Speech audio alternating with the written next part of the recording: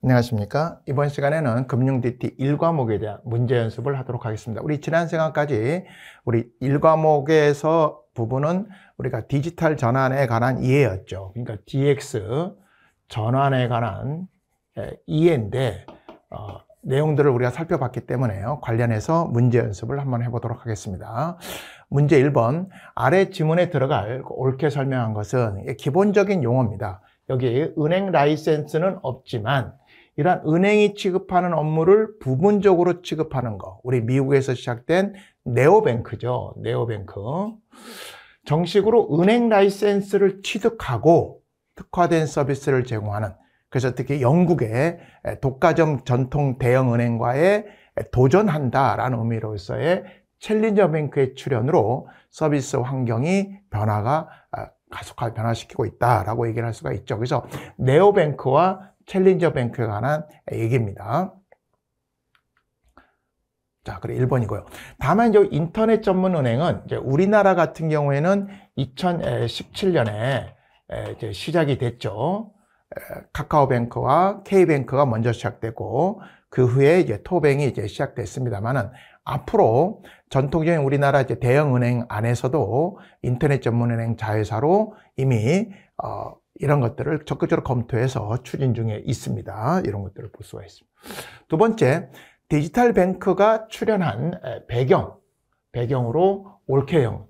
기존 은행들의 완전 경쟁 시장 했는데 기존 은행들이었어요. 우리가 진입의 규제가 있죠. 우리 허가주의이기 때문에. 그래서 기존 은행들이 독점적 위치에 있습니다. 그래서 완전 경쟁 시장이라 보기는 어렵죠.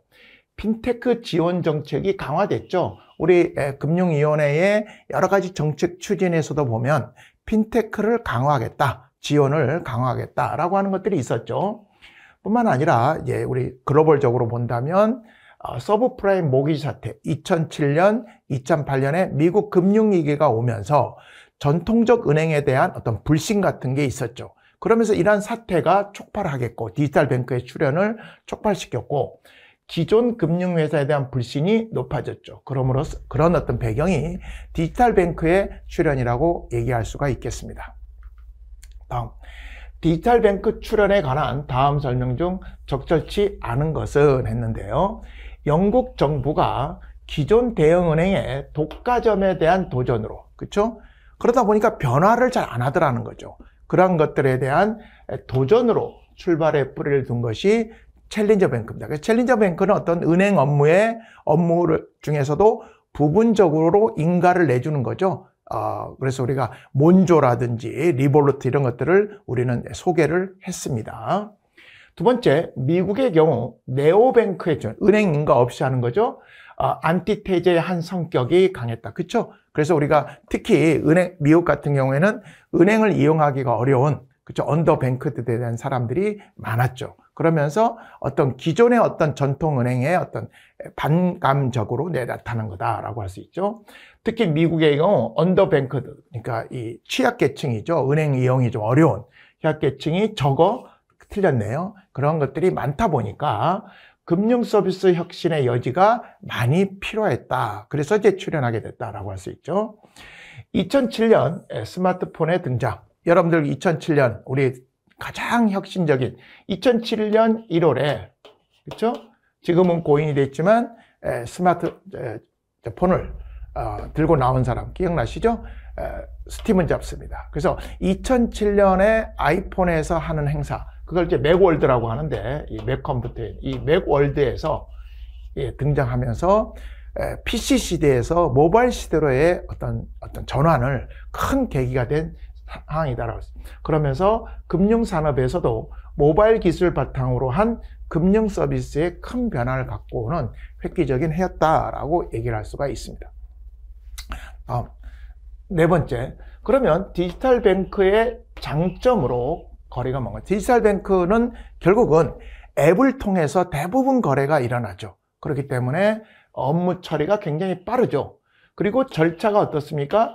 매우 간편하죠. 여러 절차를 거쳐서 어떤 게 이루어지는 게 아니라 뭐 예를 들면 대출이다, 대출 심사다. 그러면 클릭하고 자기 신용 정보 동의하고 뭐 국세청에서 소득 정보 갖고 오는 거 동의하고 몇 번 동의 클릭만 하면 몇 분 내에 대출 심사가 종료됨으로써 별도의 서류 제출도 없이 굉장히 절차가 간편합니다. 틀렸네요.